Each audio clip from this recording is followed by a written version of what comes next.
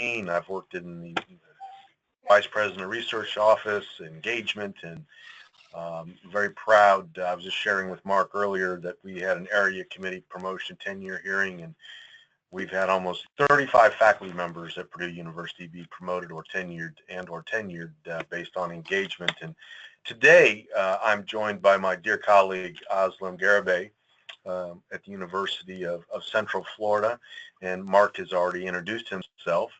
Aslam and I and Mark have been involved with this process for quite some time, and both Aslam's fine institution at Central Florida and my own home institution have went through this process, and we'd like to take the next 45 minutes that we have together to walk through this process, explain the details, and frankly take your questions to do this.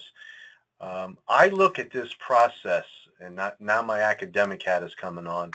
I look at this process in my eyes as an accreditation process.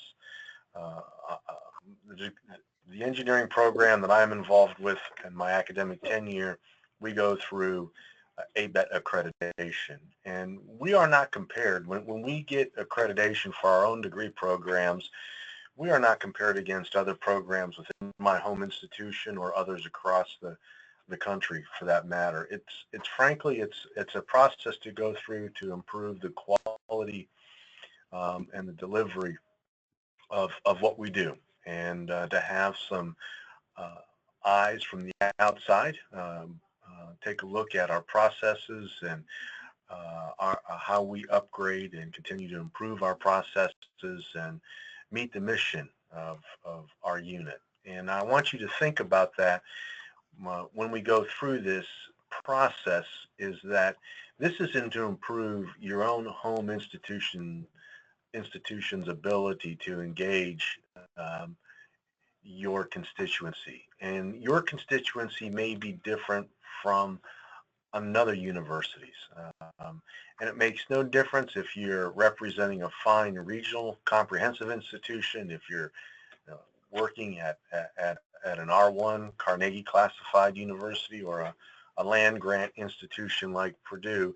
You're not competing against another institution. You are going through a process to help you meet the mission of your institution and the external constituents and internal constituents that are affected by what we do as it relates to engagement.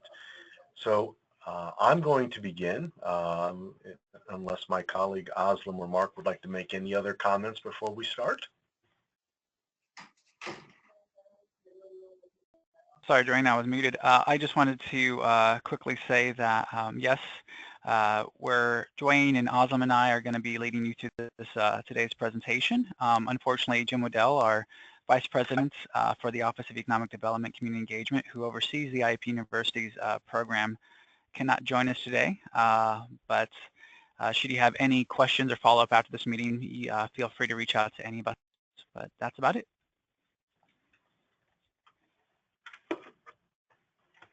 Thank you, Mark. All right, we'll turn our eyes now to the next slide, number 3, looking at the, a graphical overview of the process. And everybody is typically at different stages and points. You might be the only person right now at your institution with your eyes on this process, and many of you maybe have not even assembled a team to begin to look at what it will take to go through the university designation process. It is, significant, and we'll talk about the number of institutions and types later, but in my own institution, this designation means a great deal. And I'm going to bring it now from a perspective as a former dean. When I would go out into our state, I would be able to pull data from the designation report that we compiled to be recognized by APLU, that I could talk in detail about how Purdue University impacted Harrison County, which is way down in the southern part of the state, closer to Kentucky than West Lafayette or Indianapolis for that matter. My point being is that having this designation was genuine, that we were demonstrating the way in which we work through a variety of means, both academically and through auxiliary units, on fulfilling the mission of our university. And this designation is something that we're very proud of, and not only from the administrative side of the house, but also looking at research proposals from my own peer group in my own college going forward, that that engagement designation and being able to disseminate information as a means of reporting back on impacts is a big deal. We are young in this process, we being my home institution. You notice the next step after 1 to 3, after being designated in this process, is an interim report, and that's where we are in my own institution. And then looking down the road, and Özlem has great insights into this renewal process, and she'll be speaking later about renewing the designation process that you went through initially, and doing the complete feedback loop of process improvement. There is an awards program that is always held at the national meeting to recognize new designees every year and other award winners.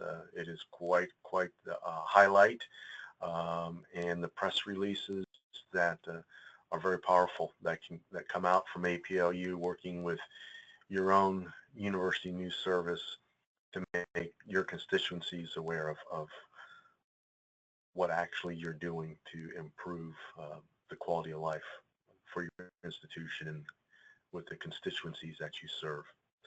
And one thing that's very powerful that Mark will talk about, I'm sure, as well, besides Özlem, is the learning exchange. We have a database that Mark has nurtured and really put together nicely, being able to pair you and your institution up with a similar type of institution or other, so that you have, as I'll refer to it, as a mentor, a group of like institutions and contact people that have been through this process to help answer your questions or get ideas or, frankly, best practices.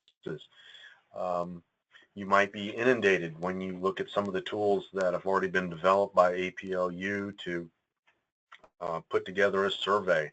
When we put ours together, we delivered it on Qualtrics. Well, it was quite an undertaking, and looking at what parameters we wanted to measure and how we were going to measure impact.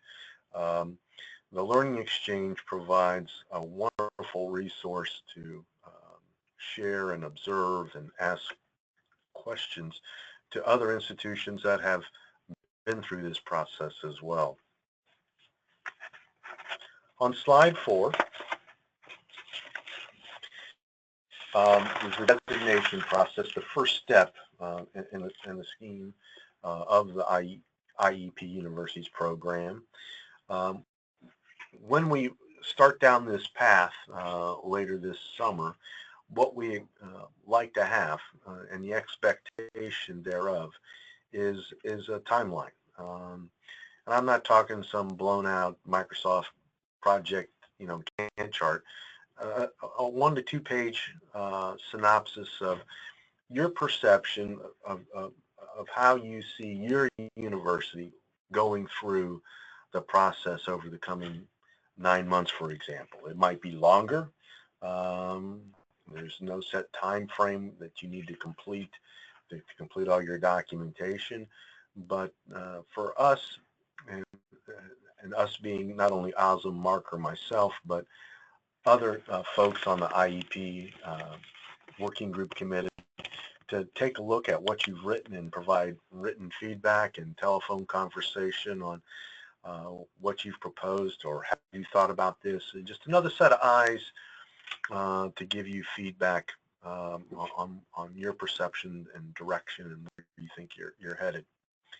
A monumental question that comes up secondly is, and I've used the word constituents. for example, here at Purdue, the internal constituents are faculty and students. So that's part of our self-study as well.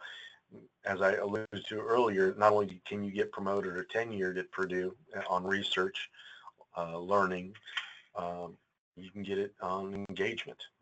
That's one of 3 choices now.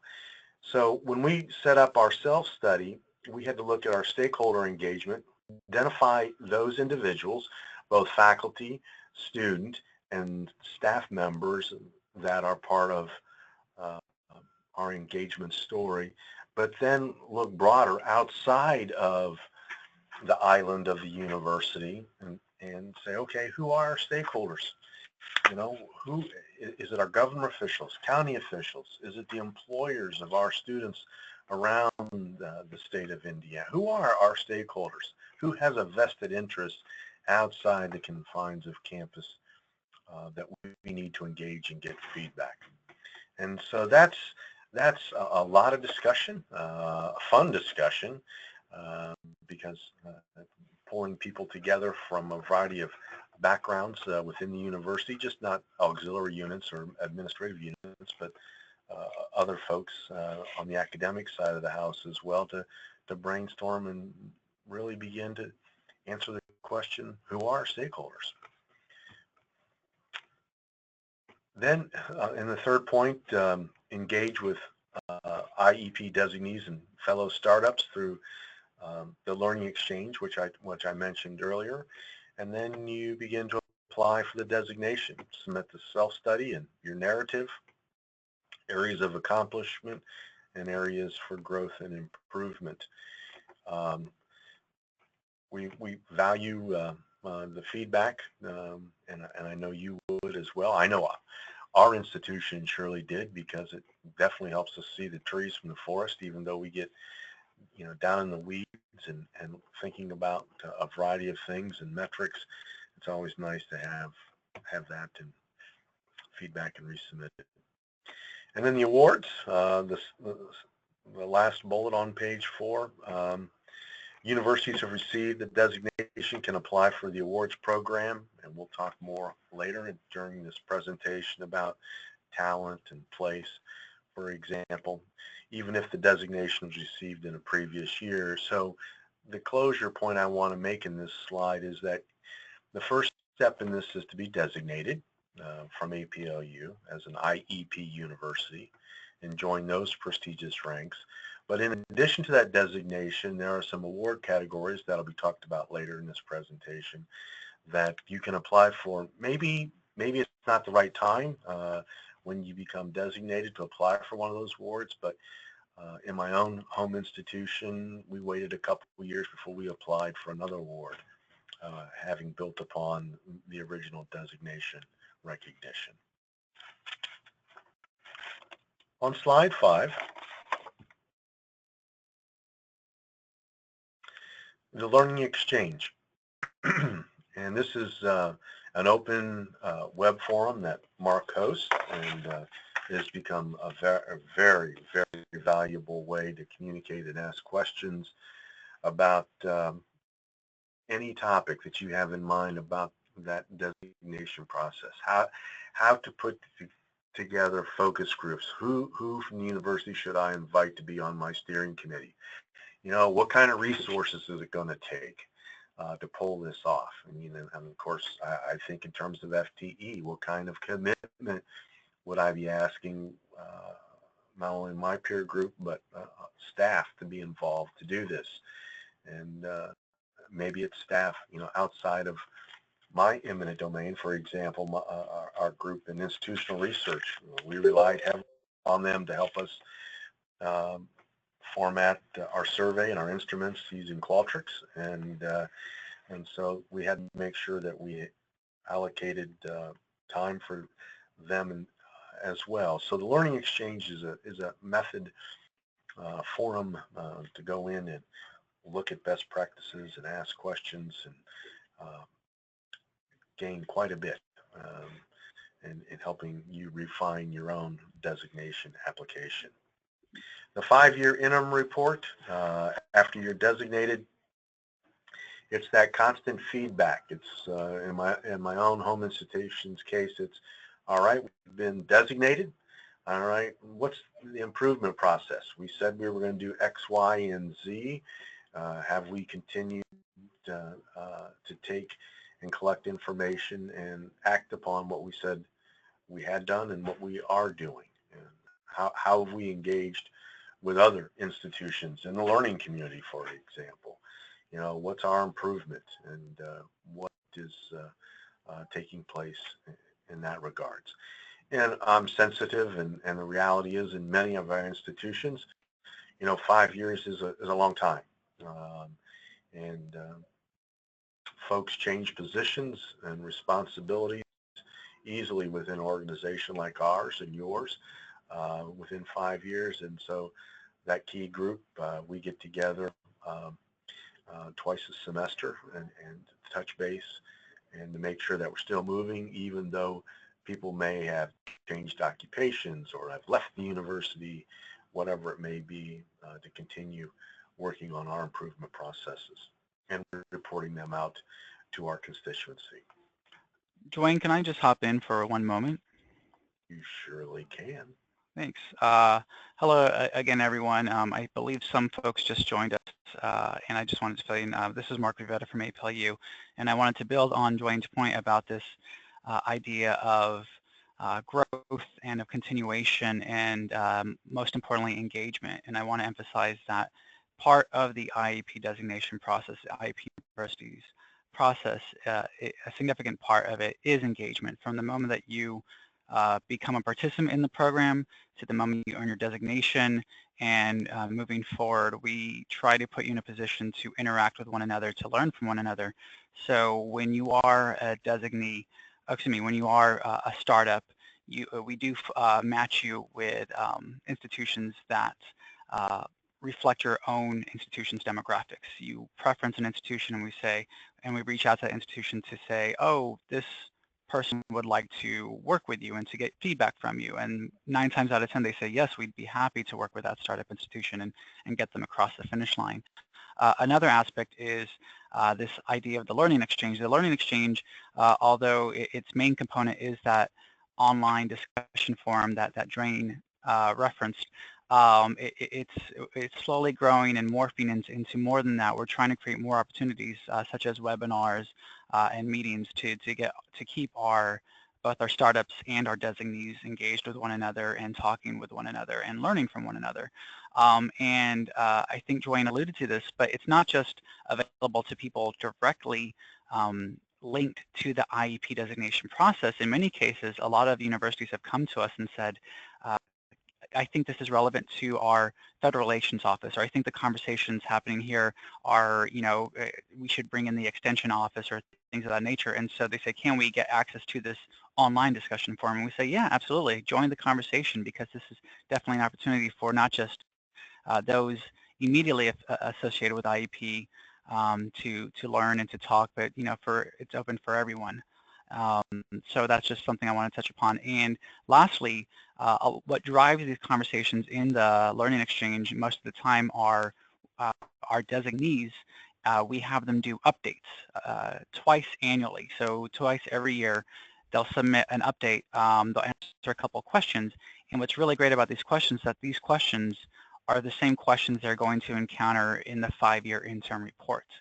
So in many ways, they're building up, they're developing to this 5-year interim report that they complete. So I just wanted to make sure that everyone has a good understanding that there's definitely cohesiveness and collaboration and engagement throughout this entire process.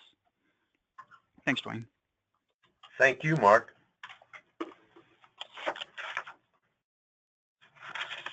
On slide 6, we have grown to 55 institutions having been recognized as an IEP university, and that's quite impressive since 13, and that continues to grow, and we want to see those numbers increase by your involvement.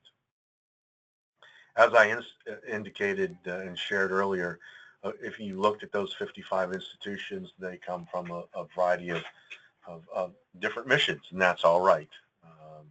And that's a good thing. And then more than a third of our designees are state flagship institutions or land grant. In my own home state, we have this other school called Indiana University. It's a fine school. They're a Research One, and Purdue is the land grant of the state. So the point here is the majority of our institutions don't have to be, are not R1s or land grants.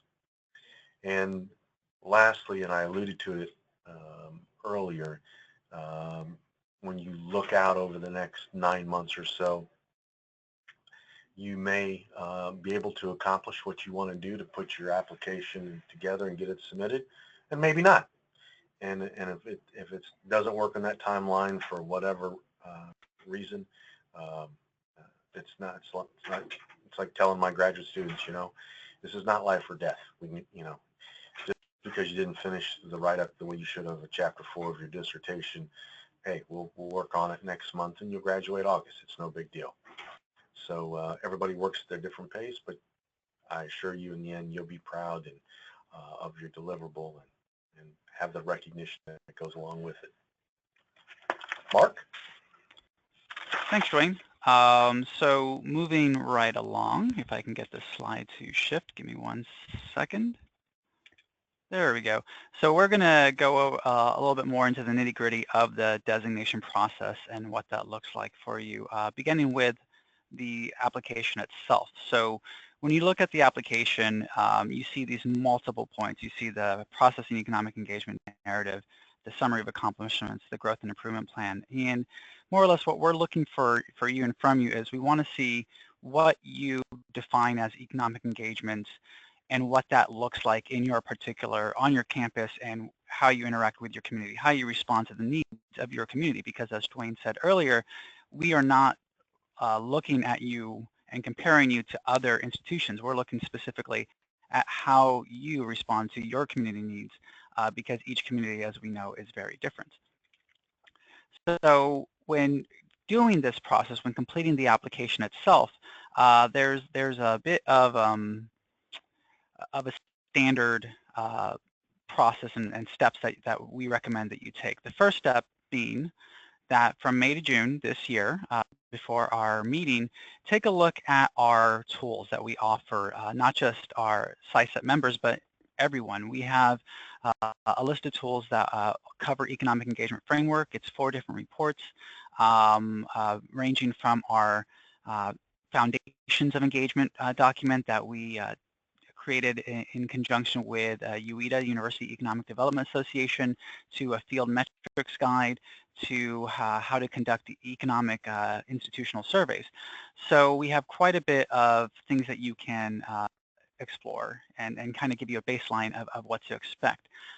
We also have the guidelines that are available. They've just been updated up for our 2017 cohort. And after you review those documents, if you have any questions, and I'll say this again later today, but if you have any questions, feel free to send those my way or to Dwayne or to Osman, to all of us, and we'll help you out. After reviewing those documents, however, we do have our annual summer meeting, which is several days of sessions all focused around economic engagement.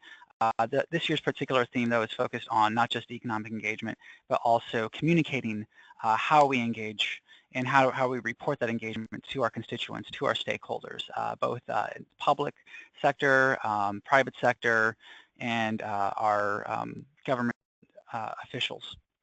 So one of the great things, though, about the summer meeting is that in addition to the sessions that we have for SciSet members in general, we also have a workshop that's specific to IEP Universities at the tail end of each summer meeting. And so this year we'll have 3 different sessions, and of those 3 different sessions, one of them is actually, we have 2 breakout sessions, one geared towards designees and one geared towards startup institutions or institutions that are interested in becoming a startup institution. And so we highly recommend that you attend the workshop, if not the entire summer meeting. So that's another option. It's not mandatory to join or to participate in the IEP Universities program, but it's definitely highly recommended.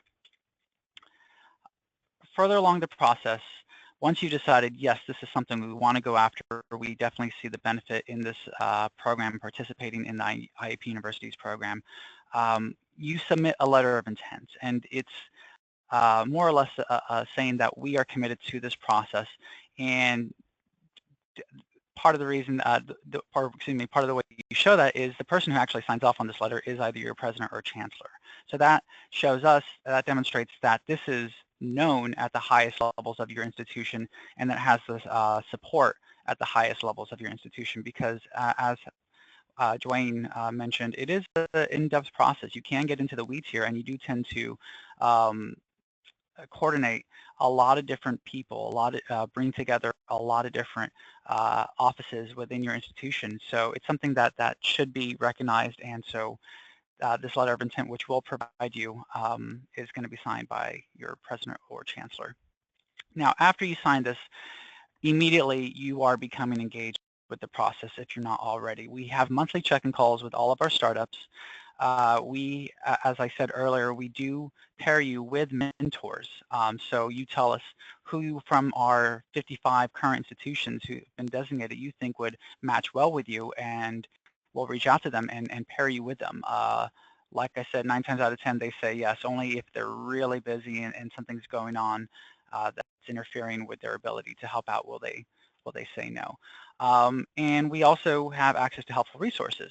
So for instance, currently one of our resources that you can get to right now is our IEP Awards case studies. So I was going to discuss this later, but I think it's a good time to touch upon it now, that folks who participate in the program, that specifically people who apply for awards, the designees who apply for awards, part of the way they apply for awards, and Osmond will touch upon this, is they submit case studies, and these case studies go into an online library so we can share these best practices, these examples, these shining examples of economic engagement with everyone.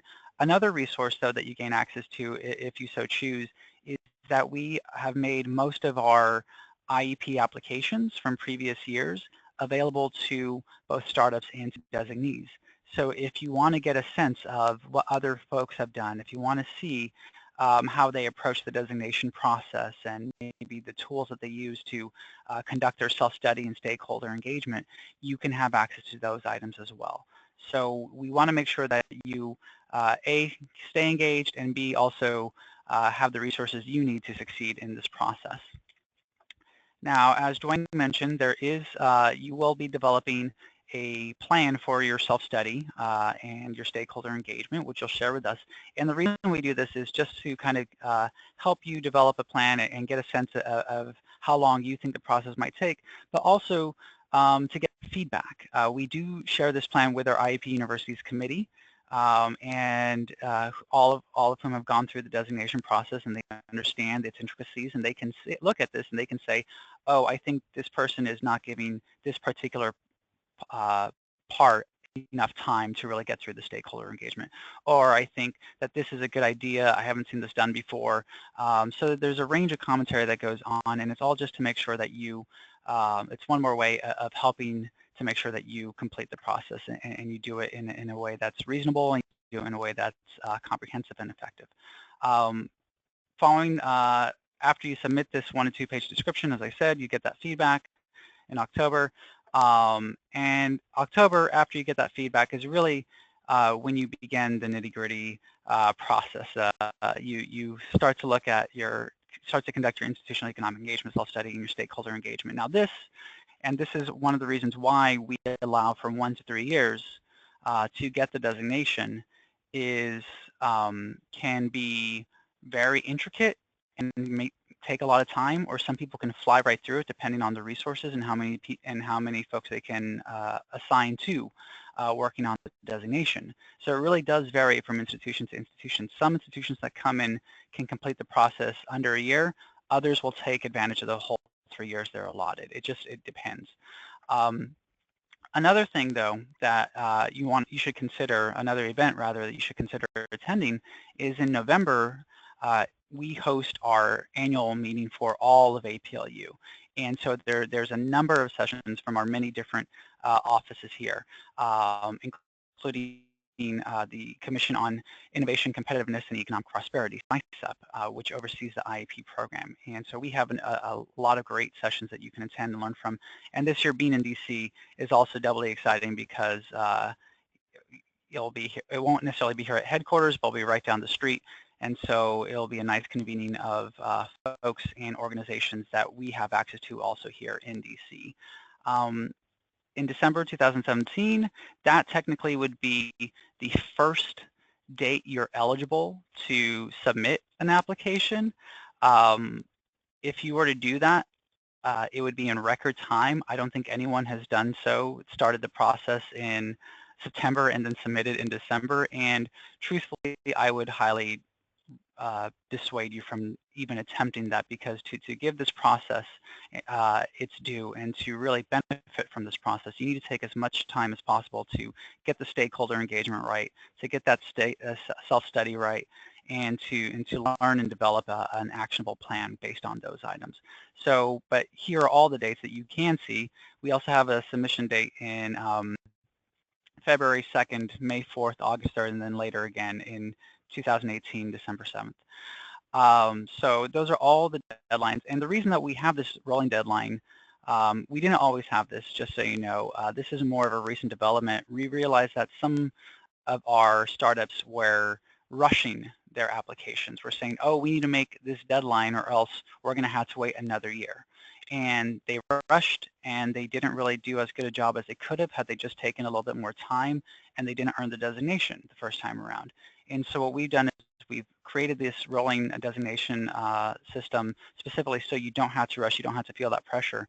And you can say, oh, I can't get in May 4th, but I think if we just take 1 or 2 more months, we can get it in by August 3rd.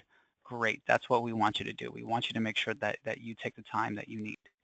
And then down here, in spring 2018, we have this, it says complete or continue developing your IEP submission, which we assume and hope that many of you will. So some of the details to dig a little further into the weeds of the IEP application. We do have that narrative description of your self-study process and economic engagement enterprise. We do ask you to identify 3 areas of university accomplishment in economic engagement, but actually what you do is you're not just identifying 3 areas, you fill out more of what I like to call a matrix, and you really show us not just three areas, but you show us all the different things in these areas. And as you might have guessed, we do have word limits for these sections, but the nice thing about the areas of accomplishment is that isn't beholden to these word limits. We want to see the full breadth of economic engagement activities that you are doing at your university, on campus, off campus, and more specifically for your community and responding to your community needs. So that's why we don't put a word limit on that. We also take a look at your growth and improvement plan for economic engagement in the short term, in the long term. We want to know how you think, where you think that you can improve. Now, one thing I just want to, a quick tangent, I want to digress. We don't want you to shy away from showing us anything that you consider negative on your university. So if you say, well, we could improve here, we could improve this, or we're not doing as good a job here, we want you to acknowledge that. We want you to identify it. We understand that no one's doing economic engagement perfectly, that everyone faces challenges, that everyone has challenges that they need to address with their economic engagement enterprise. And so when you find these things, mark them, highlight them, let us know that you found them, which is part of what this part of this process helps you do, but also let us know how you're going to work towards improving that and getting better.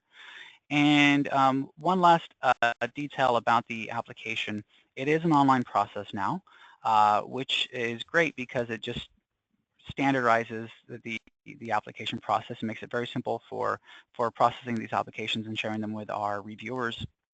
And you can hyperlink to other things, and we recommend that you do. So if you're talking about you have a entrepreneurship center, or if you have another program that you want to highlight and there's a website for it, please hyperlink to it. The one drawback I'll share with you is that photos and documents can't be inserted.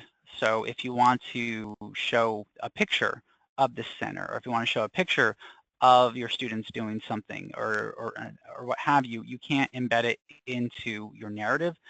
These items have to be included at the end, but it's not as big a detractor as you might imagine. I think the best thing is that you still have those hyperlinks that you can use.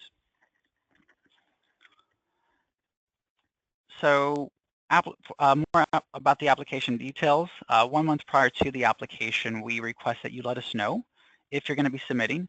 And the reason we do that is so we know how many people we need reviewing. So if we have 5 institutions to review, 10 institutions to review, we need to prepare and reach out to our base of reviewers that we work with. And just so you know, every application that is reviewed by both economic developers as well as higher education academics. So we get a variety of people reviewing these items that know a lot about economic engagement.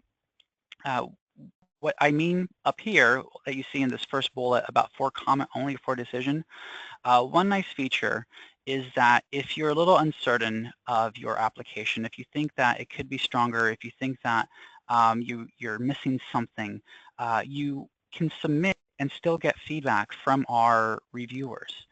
You can mark it down as you just want comment only. So you're not penalized. You don't get knocked for that. You just get the comments and they let you know how to improve, and that's it. Now if you do mark your application as for decision, that's another matter. We actually have our reviewers give you a decision, and if you don't make that decision, in both cases you have to wait 2 submission periods, but usually when you don't receive the designation, we tend to recommend that you wait longer than 2 submission periods. Because a lot of the items that our reviewers will identify take longer than 3 to 6 months to fix. All of our applicants are notified of the designation within 2 months, usually towards the end of 2 months. And if you are designated, we provide you with a media kit, and this media kit has a number of items. So we want to make sure that you leverage this designation to the best of your university's ability. We want to make sure that you get the word out about this designation. We think it's a big deal. Other institutions think it's a big deal. We've had in the past institutions that have created banners advertising on campus. We've had a national senator tweets about this designation for their institution. So there's a lot of different ways and creative ways to get the word out, and we've seen a lot of them in the past. But we'll give you these recommendations and give you these examples so you can figure out how best to publicize the fact that you earned the designation. And also, I just want to highlight this little tidbit down at the bottom that once you earn the designation, as Joyne mentioned earlier, you can immediately apply for the IEP Awards in the next awards cycle. So if you were to apply, let's say in May for designation and you received it, the award cycle comes in August. So you would be eligible to then submit an application in August. However, if you were to submit in August or December or February, you'd have to wait until August. We only do the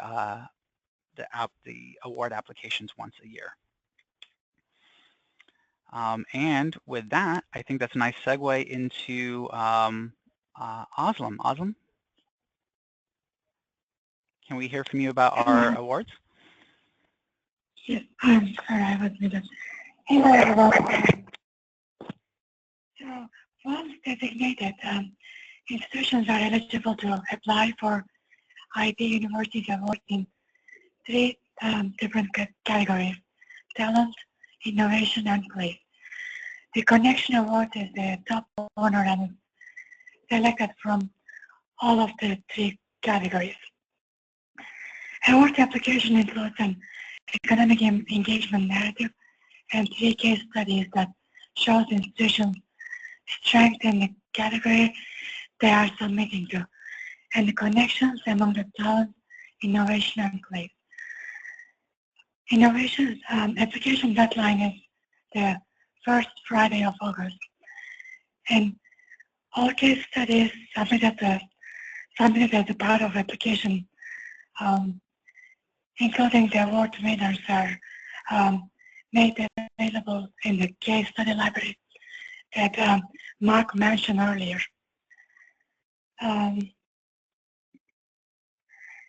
So in this overlapping Venn diagram, it shows the three elements of economic engagement environment that IEP awards are based on: innovation, talent, and place. The talent award is given to institutions with exemplary initiatives in education and workforce development. And innovation awards recognizes an institution demonstrating outstanding work in technology transfer, entrepreneurship, and business development. Place awards recognize an institution that's excelling in community, social, and cultural development in their region.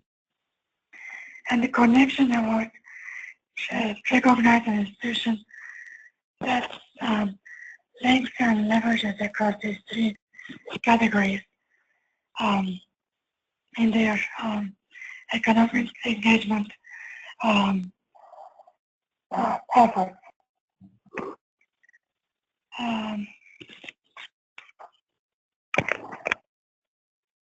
I'm not sure if there are any questions about this category and award process, but this is award process is somewhat after the designation process, so it's about a year away from designation, once the designation starts.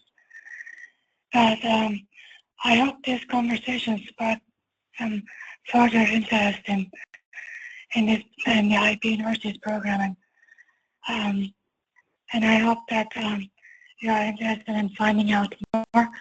We highly recommend that you review the economic engagement framework tools that Mark mentioned earlier. You can find it in the website www.aplu.org/site framework, and also attend the site summer meeting scheduled in June 25th to 28th in San Diego. We plan to hold the IEP Universities workshop that you will find a lot of very good information about the designation process, award application process, and so much more. And that's scheduled on Wednesday, June 28th in the morning, 8 till noon. Please consider attending. And once you decide to start the designation process, Mark already ran through this, but you'll need to submit a letter of intent. You'll be provided a template, and you can prepare this letter of intent, and it needs to be signed by your university president and or chancellor, and submitted by Friday, August 25th to oetce@aplu.com. And then we go from there. And if you have any questions, please feel free to contact us. We are here to assist you with your questions and throughout the process of designation and award application. Again, our contact information is listed in this slide. Feel free to contact Dwayne, Tim, Mark, or myself, and I'll be happy to help you. Any questions, comments, or thoughts?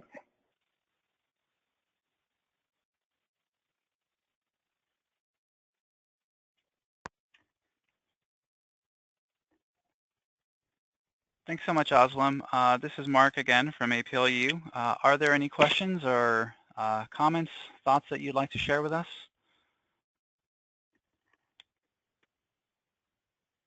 So Mark, this is Bob Schwartz. Arnold had asked a question about the availability of the PowerPoint slides, and I had that same question. These PowerPoint slides will be up on our website within a week. Perfect. Thank you. So, no problem. And I had another question for Dwayne, if I could continue for just a second. Sure. Dwayne, you had mentioned very early in the discussion today that you have 35 faculty at Purdue that have been tenured based on community engagement.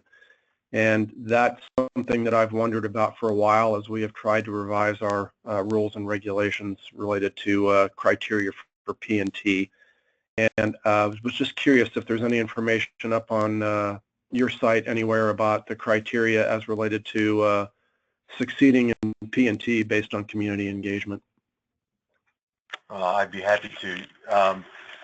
Let me clarify. We've had people promoted and also tenured. Matter of fact, in my own area committee meetings, we've had three go up on engagement and become full professors. And not only in my college, but as you might imagine, in my institution, agriculture has a significant role. And extension is a big deal in agriculture, of course, as we all know.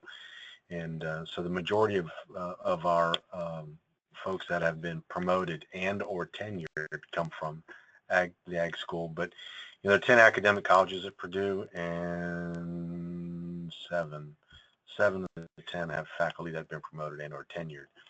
The exact criteria, I had the pleasure, I don't know if I should say that, working with that former Vic Lechtenberg, who I just think the world of. I was tasked to lead the Dean's Committee to write the guidelines. And so if you would just Google to Purdue University, hit the provost office and go into promotion and tenure, you can find the guidelines, the documents, that the criteria for discovery, which is research, learning, which is teaching, and then thirdly, and or engagement. If you would like the white paper, there was a two-pager. I've got it. I know I do. There's a two-pager. Dwayne and Arnold, I'm sorry to interrupt. Can I connect you all offline? That's fine. And I think I have enough based on what Dwayne said, so thank you. Sorry, Mark. Okay. Didn't mean to derail conversation. It's okay.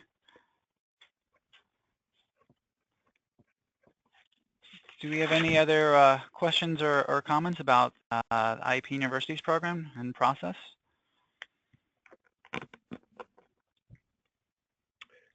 Mark, is this designation ever given to a system, or does it have to be campus? It has been given to a system. It's been given to several systems in the past, actually. We are also, though, in the process of reviewing what are the requirements for systems versus an institution. So as soon as our university's committee reviews those guidelines and updates them, we'll be sharing them with others. And that should happen within a month, the updates. So fingers crossed. Okay, thank you.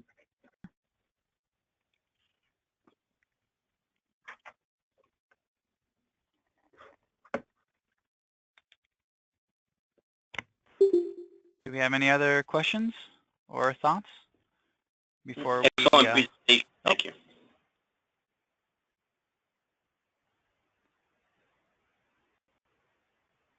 I'm sorry, I didn't catch that. This is Arnold. I just commented that was very well laid out. Excellent presentation. Oh, great. Thanks, Arnold. All right. Well, hearing no other questions, as Oslam said, and I just want to reiterate, Dwayne, Oslam, myself, and Jim, we're all here to help and to answer your questions. So if anything does occur to you after we get off the phone, please feel free to reach out to us. We'd be happy to talk some more, whether through email or over the phone. So once again, thanks again, everyone, and we look forward to hopefully seeing you all this summer and hearing from you even before then. Have a great day, everyone. Thank you Thanks so for much. joining. Bye. Thank you. Thanks, Dwayne. Thanks, Oslam. Thanks a lot, Mark. Have a great one.